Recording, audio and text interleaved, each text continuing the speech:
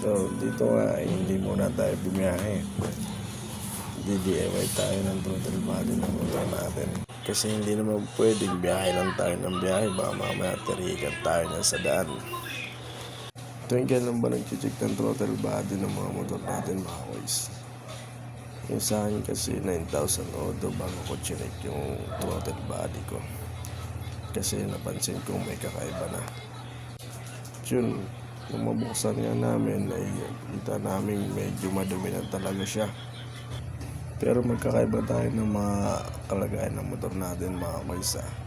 Minsan kasi napansin ko lang na may kakaiba na kasi nga minsan namamatay na. Yung sa inyo, bahala kayo kung kailan nyo papacheck yung throttle body nyo. Motor nyo naman yan eh.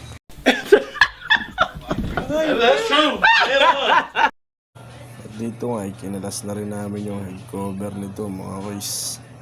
Kung papansin nyo, sobrang hirap niya pang tanggalin kasi nga unang first time niya palang nabuksan dito. Kumbaga, wasari pa. At mapapayo ko lang din sa inyo, kung magpapagawa lang din kayo ng motor nyo, doon na talaga sa trusted mekaniko nyo. At makikinig kayo sa mekaniko nyo kung ano bang kailangang bilhin pyesa dyan. Kasi hindi naman talaga maiiwasan na may masira at masirang pyesa dyan sa motor natin mga boys. Dito nga ay sinusubukan namin kalasin yung spark plug nito. At yun, good na goods pa naman mga boys. Iba talaga pag genuine parts pa yung nakakabit. Tinanggal na nga namin yung head cover. At dyan, check din namin yung valve clearance nito.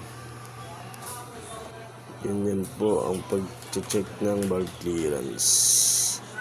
May mga sukat yan sila. Sa pagbabalik naman po ng head cover, kailangan may pagdikit yung tigkabilang kanto niyan. Para paglagay nyo, swak na swak talaga. At dito nga ay nililinis na ng ating bida ang throttle body. Masyadong matagal yung paglilinis yan, pero hindi ko na hinabaan, kinat ko na yung video dyan. Shoutout pala dito kay Boss Michael Castillo. Napakahusay mo guys.